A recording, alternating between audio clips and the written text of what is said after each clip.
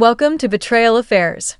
In today's video, I'm taking you into a story that begins with an absence, the kind of absence that changes the texture of every day, the rhythm of your home, and even the way the air feels around you. It had been nearly a year since my husband, Mark, left for his overseas work assignment. When the opportunity came up, I supported him without hesitation. It was a prestigious role, the kind of position that could open even more doors for him in the future. The financial benefits were undeniable, too. We both agreed it was the right thing for our family.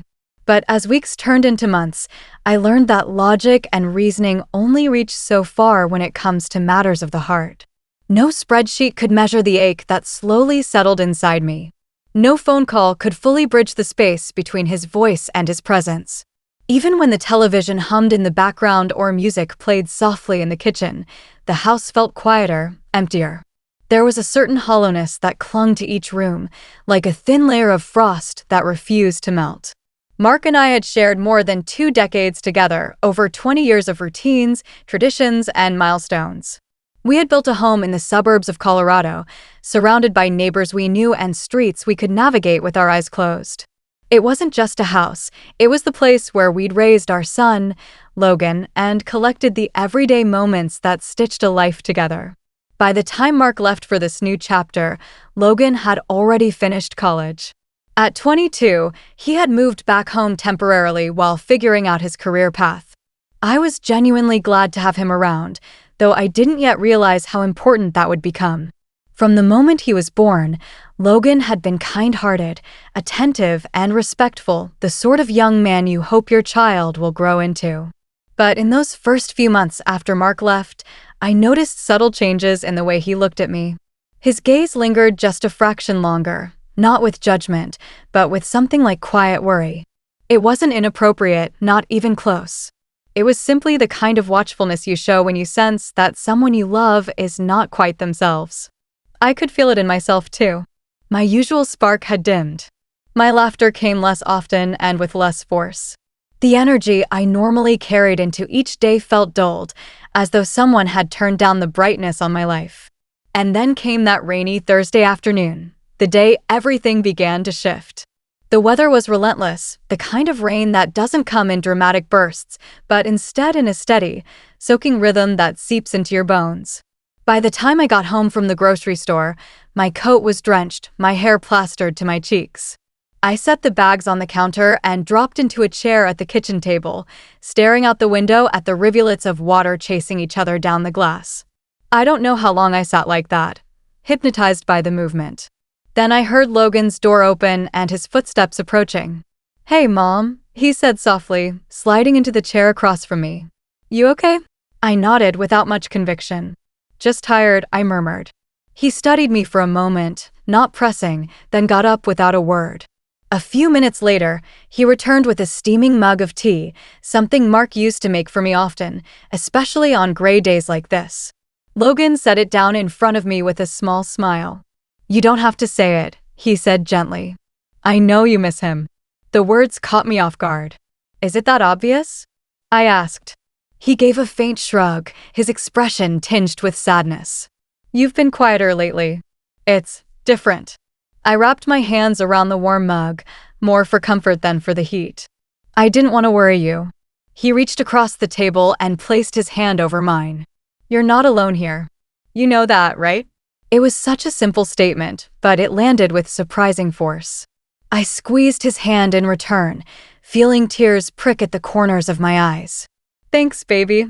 That means more than you know." From that day forward, there was a shift, not dramatic, but steady.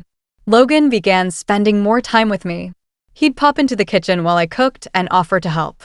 He'd invite me to watch a movie after dinner or suggest we go for a drive on the weekends.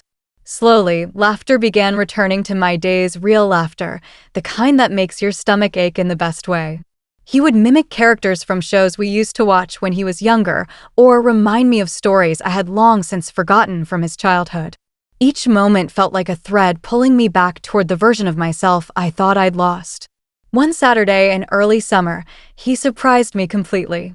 I stepped into the backyard to find a blanket spread beneath the big oak tree, a picnic basket open beside it.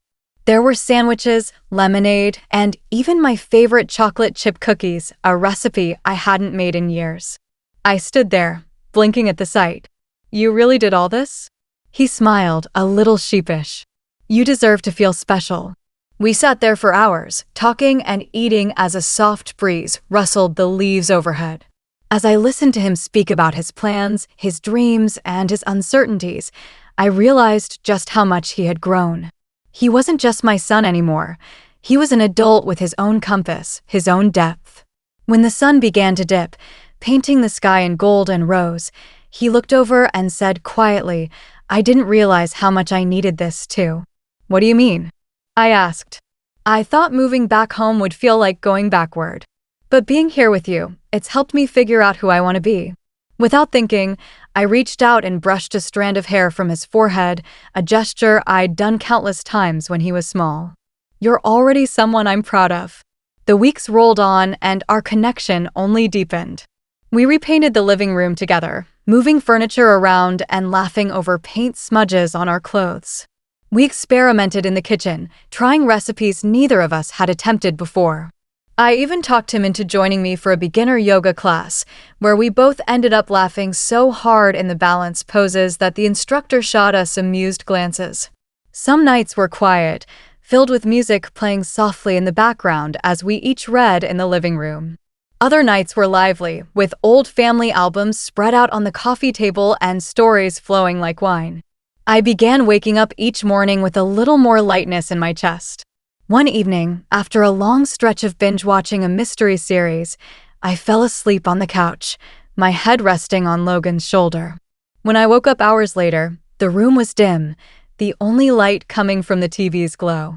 Logan was still sitting there, his arm resting gently around me, fingers idly smoothing my hair. Embarrassed, I sat up quickly. "Sorry, I didn't mean to fall asleep on you."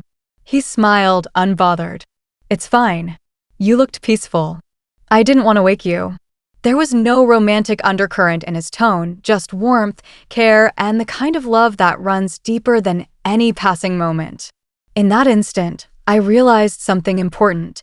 What we were building wasn't about crossing lines. It was about finding joy again, about anchoring each other through the storms life had thrown at us. Through the long months without Mark, Logan had become more than my son. He had become my confidant, my laughter on days that felt too heavy, my reminder that love could be found in the simplest acts of presence. When winter came and Mark finally returned for a short visit, I was almost nervous for him to see how much had changed in me. The moment he stepped through the door, though, his eyes lit up. "You're glowing," he said, taking my hands. "I was worried you'd be worn down by now, but you seem stronger." I smiled. "Logan's been wonderful. He really helped me through the rough days." Mark grinned at our son. "Then I guess I owe you one." That evening, the three of us sat down to dinner together. The conversation flowed easily, laughter echoing around the table just as it had in years past. But there was something different this time, a quiet understanding that family isn't built solely on tradition or routine. It's built in the unexpected moments when you show up for one another, when you listen without distraction, when you hold space for each other's hearts. Mark's job still required him to be away often, but the suffocating loneliness I'd once felt no longer had the same hold over me. Logan and I had created something new, a rhythm, a bond, and it was rooted in unconditional love and care. Months later, Logan received a job offer in another state. The day he told me, I was bursting with pride, even as I felt a knot forming in my chest. On moving day, as we stood by his car, I hugged him tightly. "You've been my anchor," I whispered. "I don't know how I'll fill the space you're leaving." He held me close, his voice steady. "You'll be okay, Mom. You taught me how to love and care. Now it's your turn to do that for yourself." I watched him drive away, the taillights disappearing down the street. My heart ached, the kind of ache only a parent knows. But beneath that ache was gratitude. Gratitude for the months we had shared, for the healing that had come in ways I never expected, and for the reminder that love can be powerful even in the quiet, even in the ordinary. Without Mark, I had once felt completely alone. But my son, my grown, kind-hearted son, had shown me that life could still be full, that joy could return, and that sometimes the deepest healing comes from the bonds we've had all along.